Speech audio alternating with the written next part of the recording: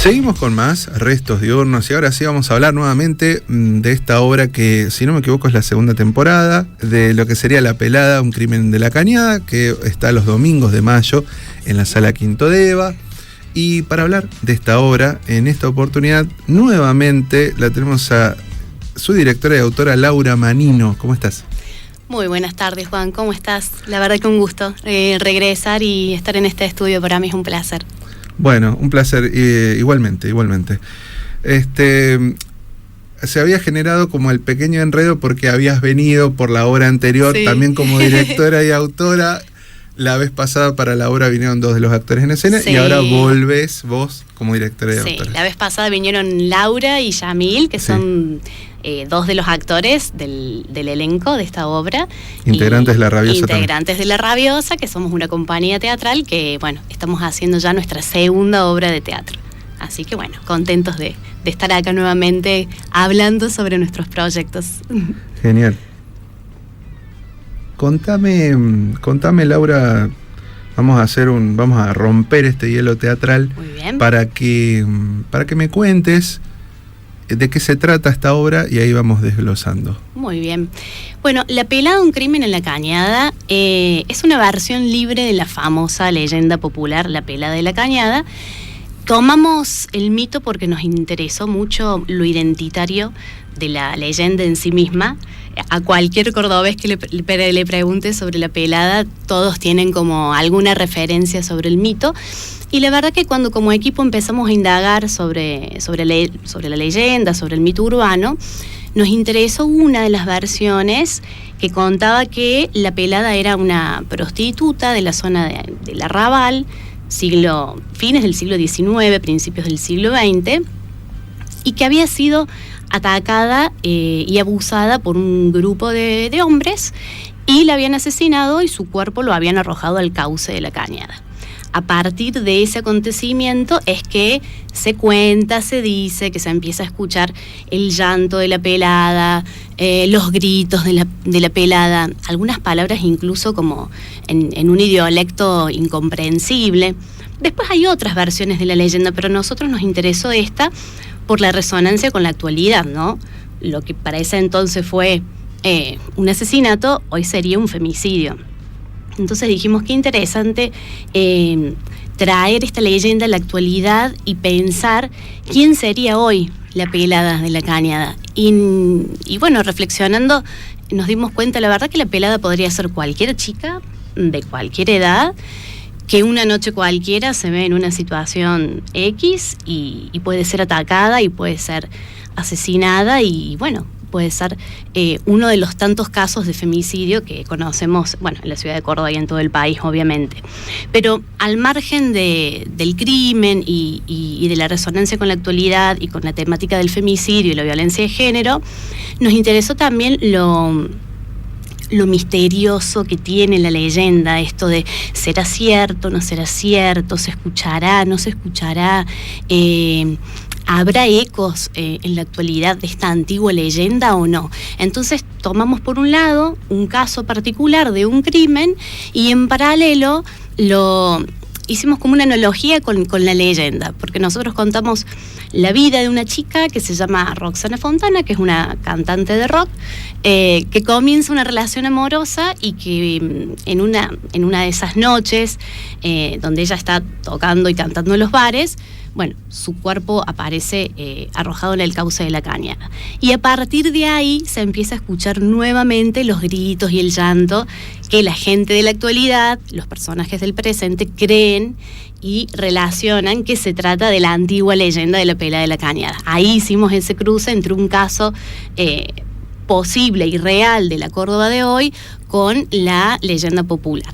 Entonces, básicamente, esta historia es la historia de un crimen, pero también es la historia que es una historia que tiene resonancias con esta antigua leyenda. Así que, básicamente, por ahí empezó el proceso de búsqueda de esta dramaturgia que trataba de conectar con la leyenda, pero también con la actualidad, con lo que está pasando hoy en relación a la violencia de género. Respecto a la escritura o dramaturgia, ¿vos fuiste como tomando las ideas de tus compañeros ¿O ya una vez que se habló de la idea y ya estaba concretada, vos ahí tuviste la vía libre para hacerlo vos sola, a ese trabajo de escritura? ¿Cómo fue eso?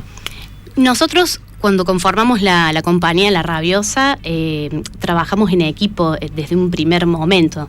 Entonces, en ese sentido, sí, planteamos una idea principal, un punto de partida, una premisa que fue: trabajemos con la leyenda porque nos interesa esta temática, y a partir de ahí sí, yo comencé un proceso de escritura, pero en continuo diálogo con mis compañeros. Incluso empezamos a ensayar esta obra el año pasado, que fue el año en el que la estrenamos, sin haber terminado el proceso de escritura. Empezamos a ensayar con un par de escenas en proceso, y mientras íbamos ensayando yo continuaba laburando la escritura, la dramaturgia. Así que fue la verdad que un proceso interesante y un cruce lindo entre el género narrativo de la leyenda popular y la dramaturgia, lo teatral, cómo se cruzan estos dos universos. Así que fue la verdad que un proceso súper interesante. ¿Esta vendría a ser la segunda obra que escribís o en realidad ya...? Es la segunda obra que escribo dentro de la compañía La Rabiosa, La Rabiosa. Pero no es la segunda obra que escribo desde total que de lo yo, que claro, escribís. estoy, digamos, trabajando en el campo de lo teatral. Así que bueno, la verdad que estamos contentos. Este es el segundo año que estamos reponiendo esta obra. No quería dejar de mencionar también que entramos en el terreno del campo de lo policial, ¿no? Porque a partir de este crimen se abre una investigación policial. Entonces tenemos un personaje muy clave, que es el personaje de la fiscal. Tenemos el personaje de un abogado que trabaja en la fiscalía con este personaje. Entonces, por un lado, abordamos un caso policial en particular en la Córdoba actual, pero que va a tener resonancias con lo mítico de la leyenda en sí misma, porque los personajes que se van a ir involucrando en este caso van a empezar a escuchar estos llantos, estos lamentos en ciertos lugares de la Cañada, como lo cuenta la antigua leyenda, y en otros sitios también. Entonces, bueno, se hacen la pregunta: ¿esto que nos está pasando es parte de lo real o es parte de lo fantástico? Entonces la obra, la verdad que es una dramaturgia muy híbrida, porque desde un punto de vista se aborda un caso policial con todos los ingredientes que tiene el policial, ¿no? El misterio, el suspenso, la tensión hasta develar quién es el autor del crimen o si se trata de un suicidio, y por otro lado esto más fantasmagórico, más mítico, que te trae la leyenda en el plano ya de lo fantástico. Entonces es como que van en simultáneo estos dos universos, lo fantástico y lo real, con la historia del crimen y la investigación policial. Así que bueno, la verdad que estamos contentos con ese recorrido. Contame, volviendo, digamos, como dramaturga, ¿es la primera vez que te encontrás escribiendo este híbrido con lo policial, con lo suspenso? Me gustaría saber ahí si se te planteó algún desafío, si lo tomaste, si hubo algún impedimento, inconveniente, o fuiste también sumando otro en el medio, ¿no? Algún tipo de lectura, algún tipo de inspiración aparte para traer a la obra más allá de la leyenda. La verdad me encanta tu pregunta, porque nunca había escrito algo en clave de policial. No era un género que yo consumiera como espectadora, tanto de cine como de teatro, y de repente entré a interiorizarme, a ver un montón de series policiales, un montón de películas del terreno de lo policial, literatura a morir, desde Agatha Christie hasta, no sé, los últimos policiales, o a Stephen King, de repente, que tiene este híbrido entre el terror y a veces el caso policial, y me fui sumergiendo en ese terreno y me encantó.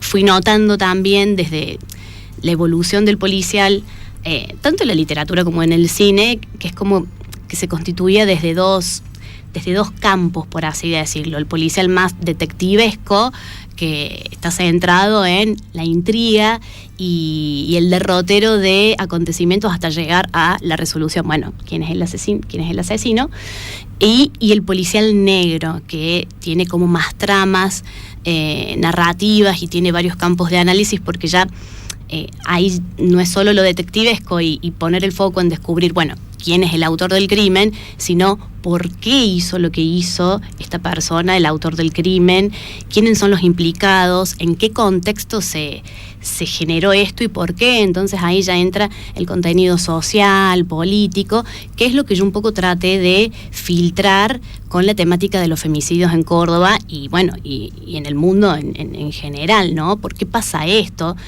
Que sin ninguna intención de llegar a una respuesta, porque la verdad que no la tengo, pero por lo menos sí, desde lo indagatorio, ver qué le pasa a un personaje o a una persona en el campo de la vida real para llegar a esta instancia de matar.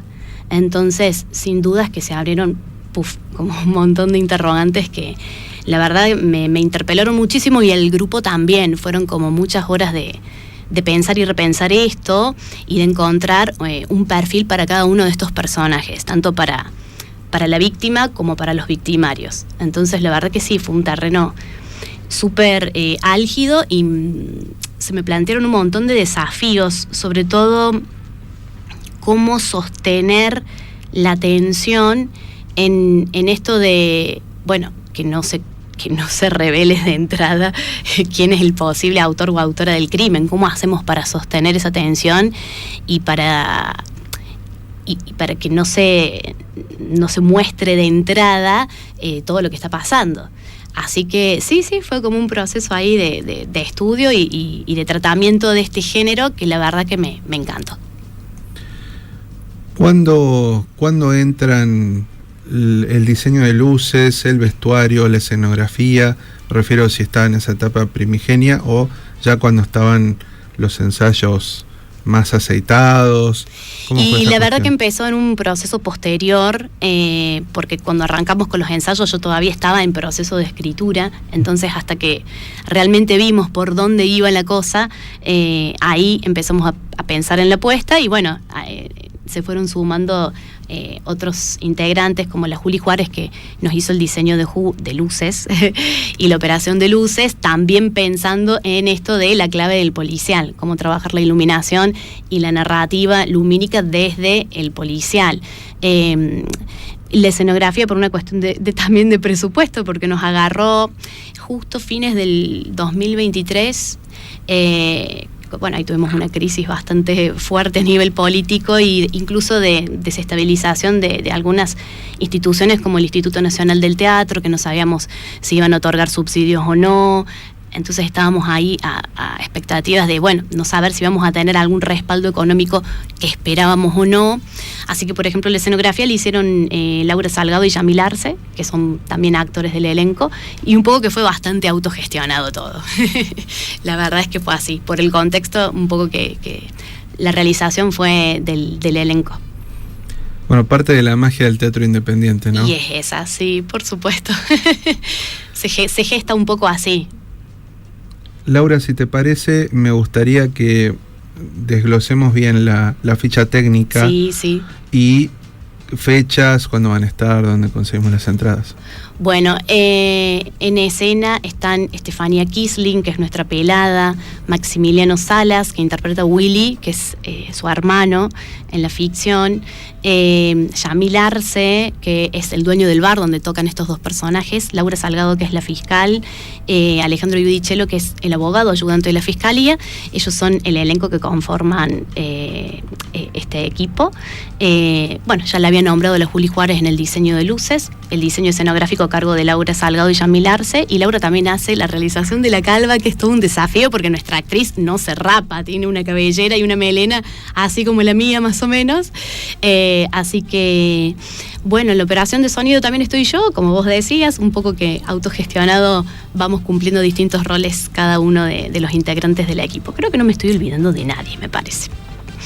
Estamos los domingos de mayo, o sea, mañana y el próximo domingo, en el Teatro Quinto Deva, pasaje Agustín Pérez 10, zona ex Mercado de Abasto, 20 horas. Hay que estar 15 minutitos antes. Y te quiero contar esto, Juan, rapidito. Estamos por el mes de mayo con una promo especial con las entradas que se sacan con reserva y se pagan en efectivo en boletería.